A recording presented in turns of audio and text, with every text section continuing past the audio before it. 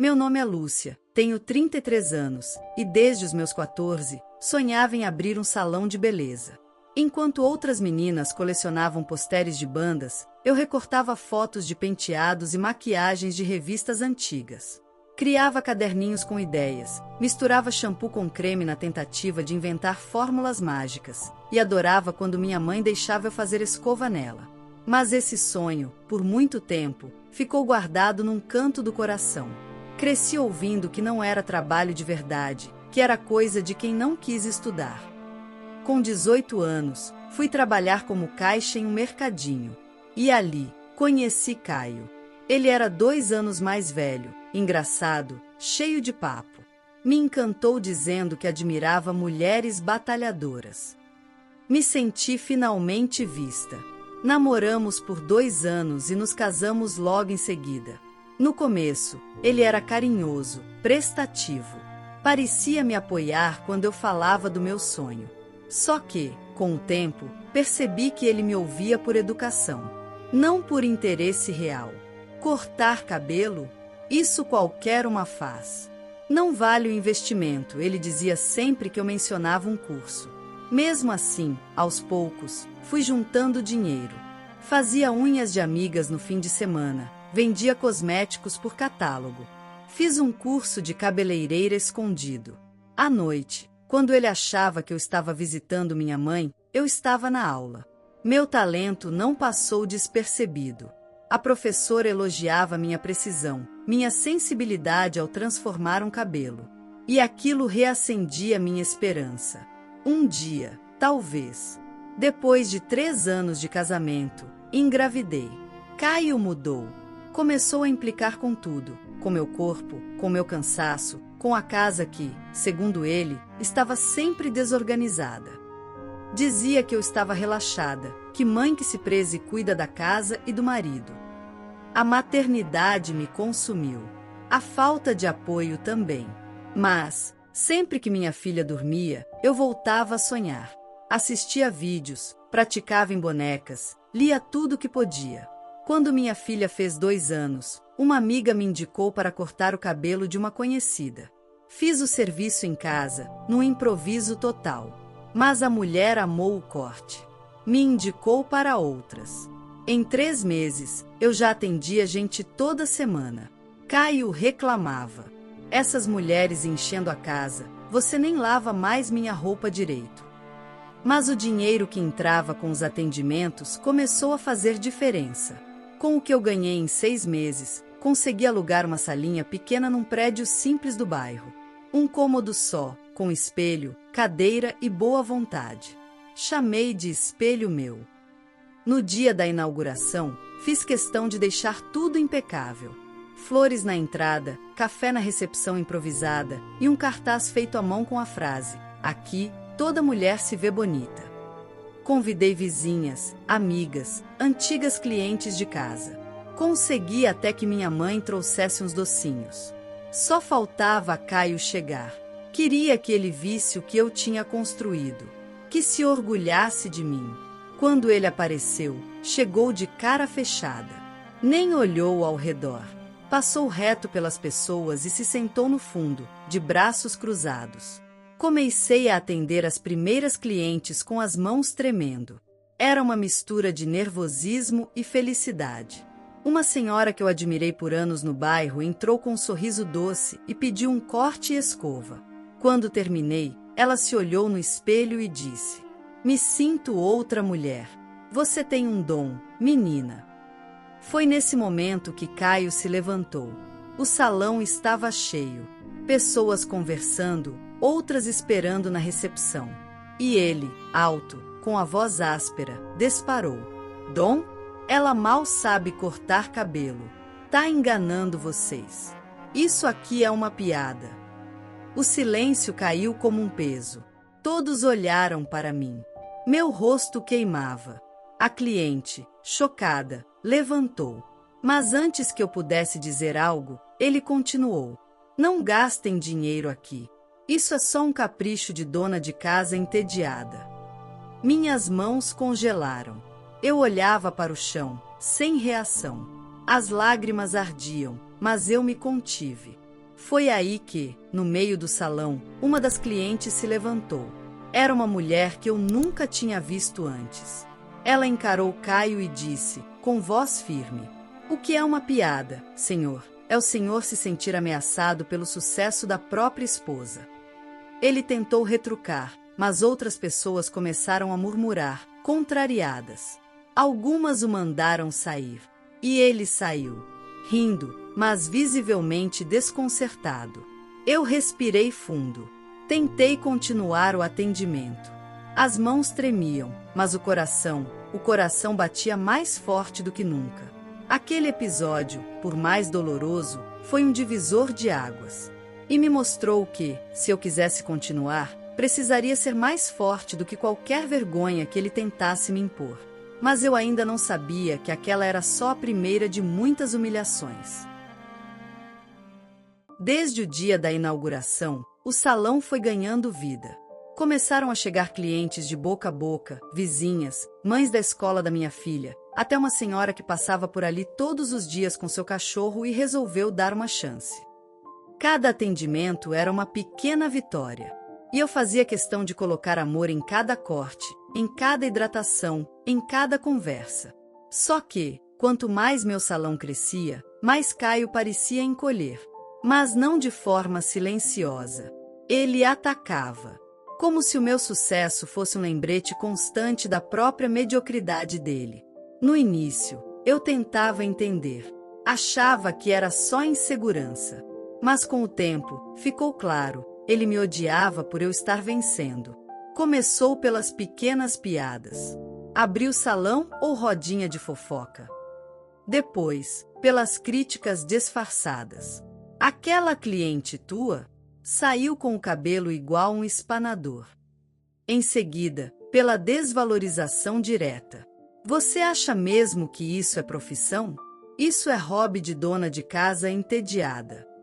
Passei a ouvir isso quase todo dia. Teve um fim de semana que trabalhei o sábado inteiro. Cheguei cansada, com os pés doendo, mas feliz, tinha feito um dinheiro bom. Comprei carne pra gente fazer um almoço especial no domingo. Quando cheguei em casa com as sacolas, ele nem se moveu. Comprou isso com gorjeta ou com esmola? Doeu. Mas respirei fundo, como fazia sempre.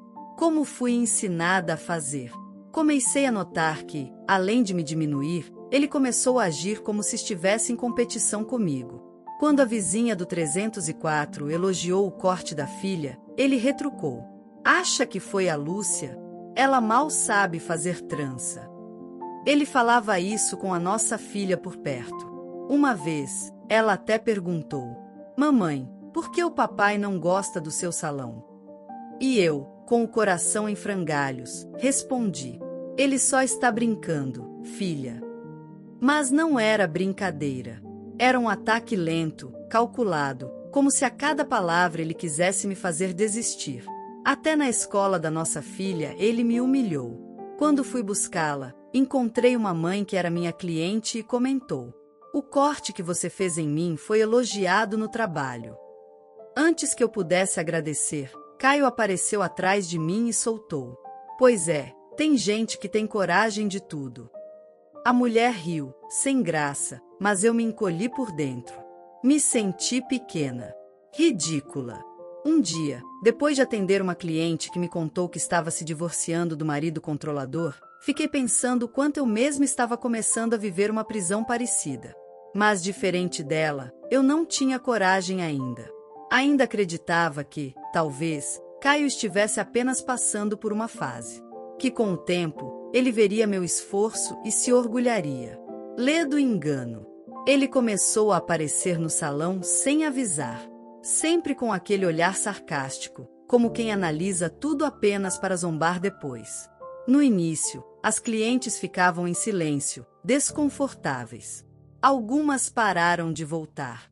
Outras me perguntavam se ele sempre era daquele jeito. Eu sorria e desconversava. Mas por dentro, sentia que a vergonha e a impotência estavam me sufocando. Foi então que conheci Dona Miriam. Uma mulher de quase 60 anos, sempre muito bem arrumada, que marcou horário comigo por telefone.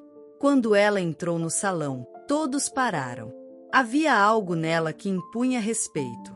Enquanto lavava o cabelo dela, conversamos sobre filhos, trabalho, recomeços. Ela me contou que tinha sido empresária, mas perdeu tudo num divórcio complicado. E você, Lúcia? O que a fez abrir esse salão? Respondi com os olhos marejados, mas firme. Eu queria voltar a me sentir viva. Ela não disse nada. Apenas sorriu, como se entendesse mais do que eu dizia. Foi no segundo atendimento dela que tudo aconteceu. Era um sábado à tarde, salão lotado, música baixa, conversa animada, cheiro de creme no ar. Eu estava atendendo Dona Miriam, quando Caio entrou, com um amigo. Rindo alto. Parou na porta e soltou: "Olha isso aqui. Lotado mesmo. O povo não tem espelho em casa, não." Silêncio. Fingi que não ouvi. Continuei penteando o cabelo dela. Mas ele insistiu: "Lúcia, aquela mulher ali pediu um corte ou uma poda? Porque tá parecendo cerca viva." Algumas clientes olharam em minha direção, surpresas. Outras abaixaram a cabeça. "Caio, por favor, vá embora." "Estou trabalhando", pedi, tentando manter a calma. Ele deu um passo à frente e gritou: "Trabalhando? Isso aqui é enganação. Nem cortar cabelo direito você sabe. Tá vendendo ilusão para essas otárias." Foi aí que Dona Miriam se levantou. Com a toalha ainda nos ombros, ela olhou fixamente para Caio. "Senhor, já passou da hora de se retirar. Sua presença aqui não é bem-vinda. E sua covardia, menos ainda." Ele riu, nervoso. "E você quem é? Advogada dela agora?" Ela deu um passo à frente. "Sou cliente. E mulher. E se não sair agora, eu mesma vou registrar uma queixa por constrangimento e invasão. E faço questão de divulgar o vídeo. Sim, porque tudo aqui tem câmera. Inclusive a sua humilhação pública." Caio empalideceu. Olhou ao redor e viu os olhares fixos nele. Todos o julgavam. Não havia mais risos. Não havia mais conivência. Sem dizer mais nada, ele saiu. Rápido, com o rabo entre as pernas. Quando a porta se fechou, eu desabei em choro silencioso. Mas não era tristeza. Era alívio. As clientes se aproximaram. Me abraçaram. Algumas choraram comigo. Outras pediram desculpas por não terem feito nada antes. Dona Miriam apenas sorriu e disse: "Lúcia, a gente não precisa de muito para mudar a própria história. Só de coragem. E você tem." Naquele dia, eu entendi que a força que eu achava que tinha perdido nunca tinha me abandonado. Só estava escondida atrás do medo. E que talvez, aquele momento de humilhação pública, fosse o primeiro passo para eu finalmente me libertar de uma prisão muito mais profunda. Depois do que aconteceu no salão, algo dentro de mim virou uma chave. Eu passei o resto daquele sábado trabalhando com as mãos firmes, mas o coração ainda acelerado. A cada cliente que atendia, a cena se repetia na minha cabeça. Caio gritando, me humilhando, e Dona Miriam de pé, como uma muralha, me defendendo. No fim do dia, fui até o canto do salão e revisei as câmeras, como ela tinha mencionado. Sim, tudo estava lá. Cada palavra, cada olhar, cada atitude covarde dele. Pela primeira vez, eu não chorei ao rever. Eu só senti raiva, mas também uma determinação que nunca tinha sentido antes. Na manhã seguinte, Caio tentou agir como se nada tivesse acontecido. Acordou, pegou o celular e, jogado no sofá, falou: "Tem café aí ou vai ter que cortar cabelo para fazer um?" Olhei para ele, mas dessa vez não abaixei a cabeça. "Hoje não tem café, Caio. E a partir de agora, não tem mais casa para você aqui também." Ele soltou uma risada, como se eu tivesse contado uma piada ruim. "Tá maluca? Vai me expulsar da minha própria casa? Essa casa está no meu nome. E eu tenho tudo gravado. Você passou do limite." Ele se levantou, irado. Gritou, xingou, jogou minha escova no chão. Mas eu não recuei. Liguei para meu irmão, que já estava avisado, e em menos de meia hora ele estava lá, pronto para me dar suporte caso Caio tentasse algo. Quando ele viu que eu não estava mais sozinha, e principalmente que eu não estava mais com medo, ele pegou a mochila, bateu a porta e saiu. Depois de tantos anos sendo silenciada, aquilo foi como tomar o primeiro fôlego de ar depois de quase se afogar. Nos dias que se seguiram, a notícia se espalhou pelo bairro. Não por mim, mas porque algumas clientes que estavam no salão no dia da humilhação contaram. E, curiosamente, mais mulheres começaram a procurar meu salão.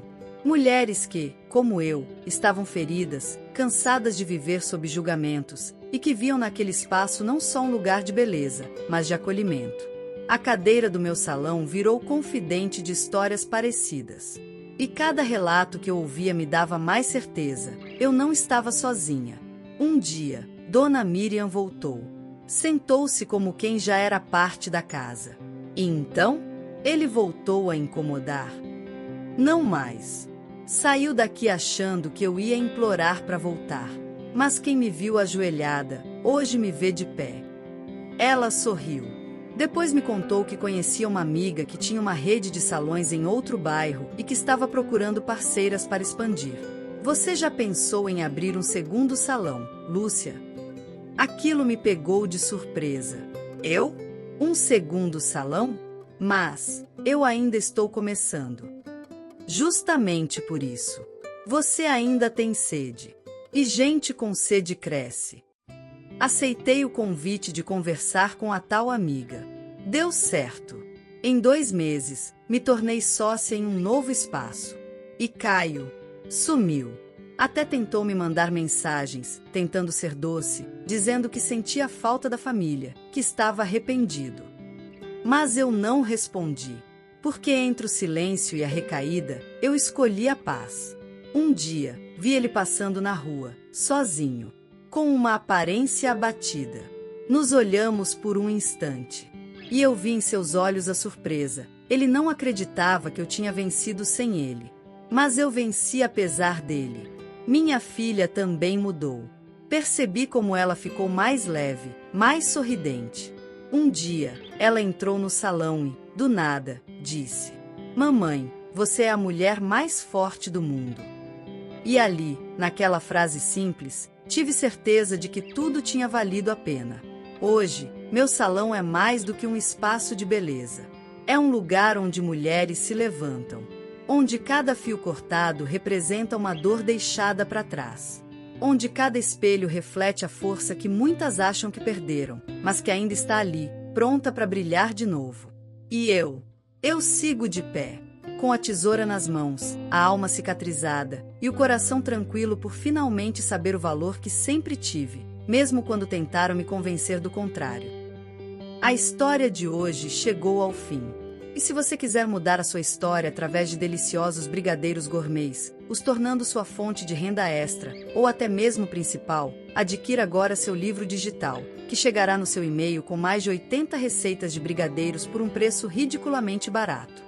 Você ainda ganha bônus sensacionais como planilha mágica de precificação, receitas bônus de outros doces e muito mais. E se não quiser fazer renda com seus brigadeiros, você pode simplesmente deixar seus amigos e familiares apaixonados por essas gostosuras. Clica no link da descrição ou do primeiro comentário desse vídeo e reserve agora seu livro digital. E não se esqueça de comentar qual lição você tirou dessa história. Também deixe um like no vídeo e se inscreva para não perder os próximos vídeos. Tchauzinho!